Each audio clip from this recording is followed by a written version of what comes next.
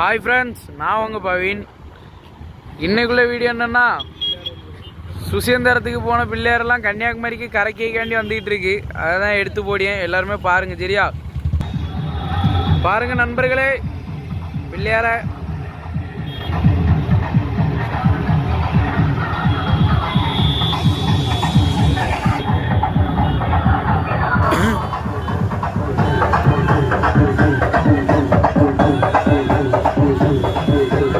DJ cut your ass.